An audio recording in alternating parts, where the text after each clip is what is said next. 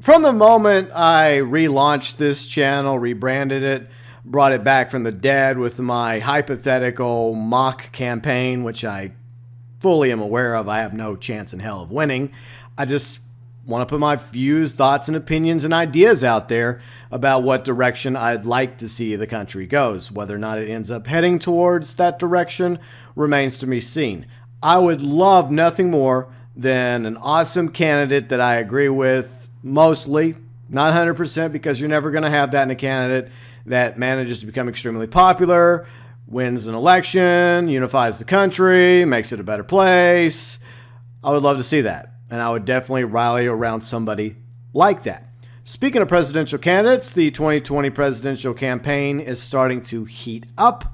You have Trump, president of the United States, most likely going to be the GOP nominee unless something happens to him or legal issues transpire. If it doesn't, then he'll most likely win the nominee to be the Republican presidential candidate once again. He's still polling pretty well despite all the controversy out there that has been around since the moment he won the election. And to be honest, even before he won the election, he likes controversy. He basks in it, whether you agree with him or not. So chances are he's most likely going to be the Republican nominee. On the other side, you have several Democrats already lining up, at least 9 major Democratic candidates, as well as some lesser-known Democrats that have either announced they're going to run for president, their intentions to run, maybe they'll run, some of them forming exploratory committees, and then, of course, you have the third-party candidates out there, third parties, as well as several independents, like former CEO and chairman of Starbucks, Howard Schultz, who could be a major player in the 2020 election. Now, as I've mentioned before, just because he may be a major player and he is got a chance, more of a chance than me, of being some sort of upset, a surprise dark horse candidate that's going to come in and grab all the ballots, all the e-votes, and leave Trump and the Democratic candidate in the dust and win the day. I don't see that happening, but anything's possible. However, I don't think so, especially for the third parties, actually all the third parties. Even the more popular, well-known third parties like the Libertarian Party, from which I'm a former member of, the Green Party, Constitution Party, various other parties like the American Solidarity Party. A new one pops up every year.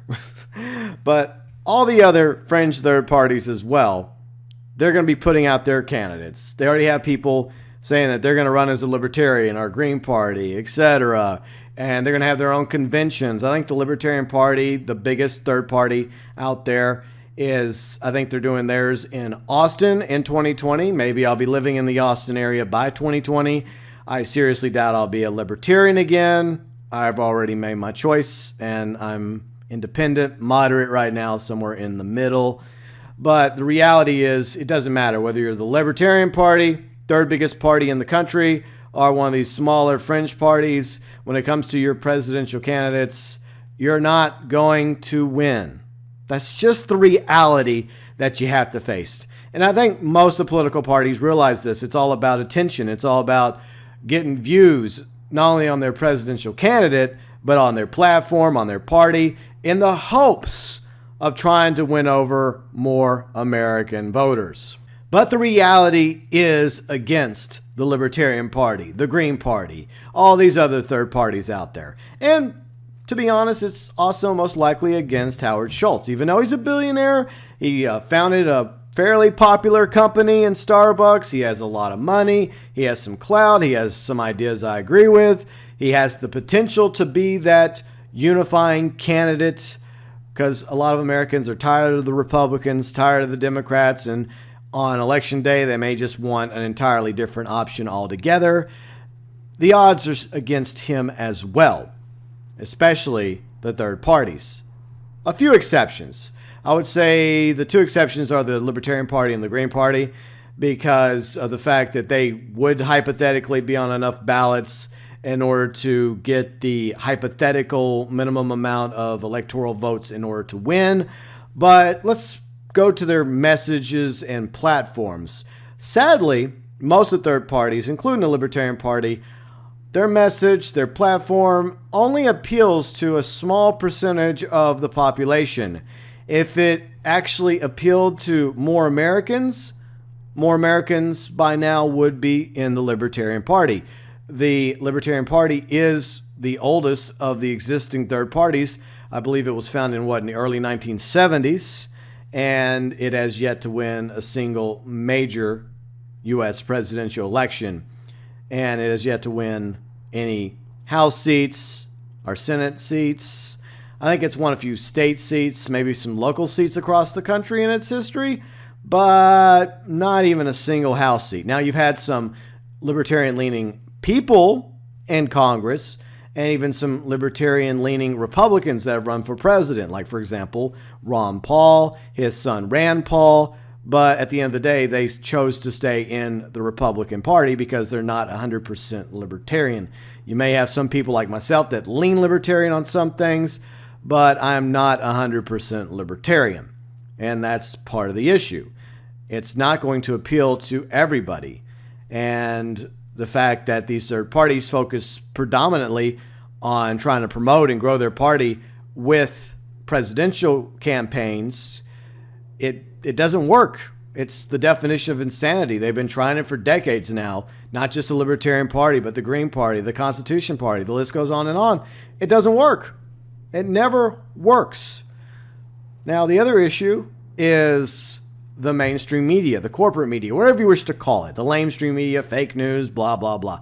Doesn't matter. They're going to give most of their news coverage to either Trump, most of it negative, but he's still getting attention. And as they say, bad attention's better than no attention.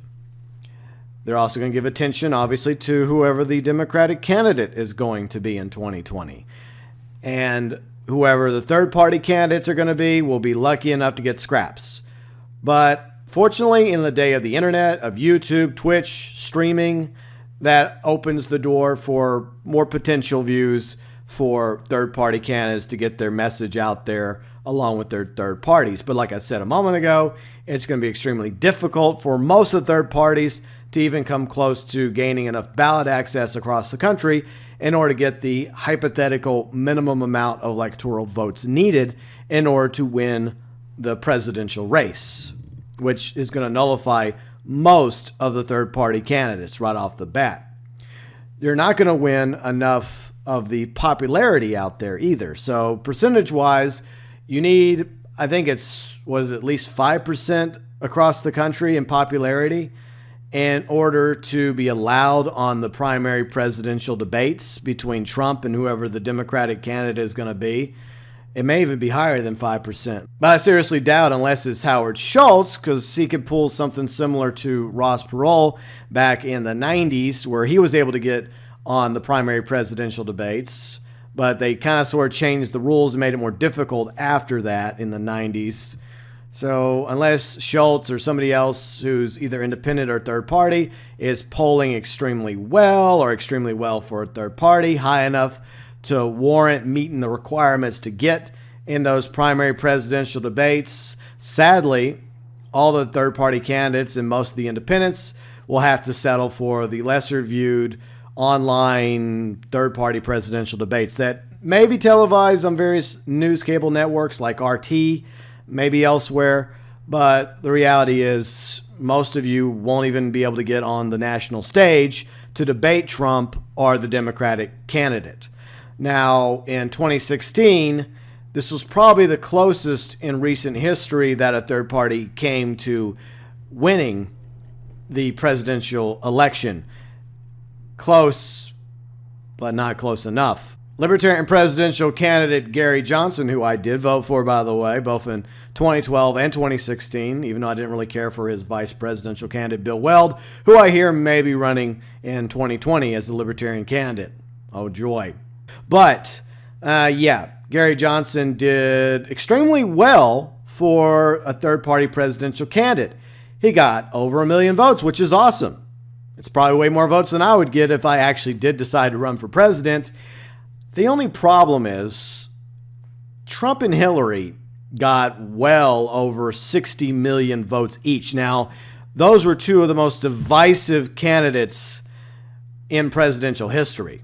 It was basically holding your nose and having to pick, in your opinion, which one was the lesser evil. I couldn't bring myself to pick either one of them, so yeah, I went all the way down the line and I voted third party. I voted for Gary Johnson, like I said, even though I'm no longer libertarian. At the time I was, even though I was starting to question some things about the Libertarian Party and where I stood politically. But the point is, a lot of Americans, for the most part, picked one because they couldn't see the other as being president. And I know that's usually the case, but no more so than back in 2016, because both Trump and Hillary were horrible primary party candidates. And unfortunately, going forward into 2020, I envision that either Trump will be reelected or you're going to get a Democratic candidate popular enough to win the 2020 election. And that candidate is going to have to appeal to a large enough percentage of the population, because Trump has been divisive. Hillary was divisive when she ran. You're going to need a unifier under the Democratic banner in order to pull it off against Trump, if Trump is still around and able to run for president again in 2020, which I think he most likely will, but you never know. But this is what we really need in this country. And it's one thing that's frustrated me for a while now when it comes to the third parties, is the fact that you're not growing your party. I mean, maybe you get a few new voters every year, a small growth, minimum growth, and it may do nothing but cause you to break even, because that growth you get is counterbalanced by former libertarians or former Green Party members that have become disenfranchised with third parties, that have decided just to give up altogether. So my thoughts, my views, my opinions on what our country needs going forward, before we have a legitimate third-party presidential candidate that could hypothetically be on enough ballots and be popular enough to get the minimum required e-votes in order to win somewhere down the road, is we need a viable third party. And in order to do that, I have a few suggestions. First off, this viable third party cannot be a fringe party. It has to be able to appeal to an impressive percentage of the American population. Yes, not everybody's conservative, not everybody's liberal. There's also a lot of moderates out there, like myself. We need a third political party that appeals to middle America, to those that identify in the center, whether it's center right or center left or moderate like myself.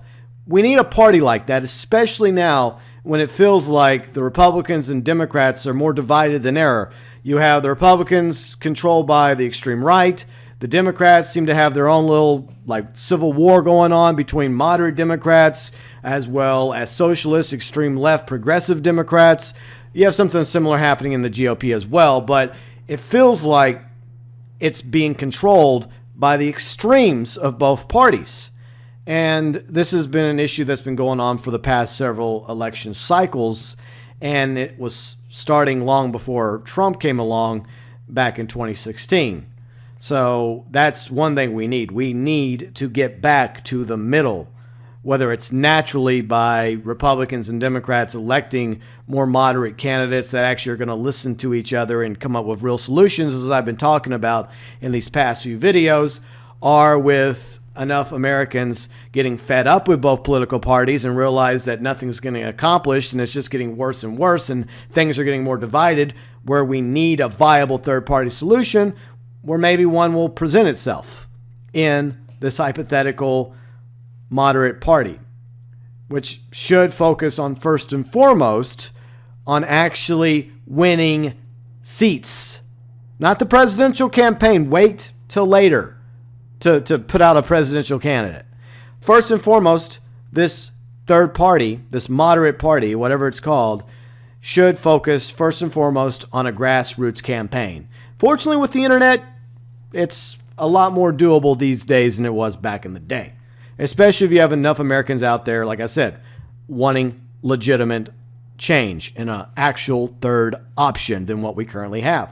So the focus has to be on trying to win elections, whether it's local elections, state elections, especially federal elections. You have to get some houses. You have to get some Senate wins.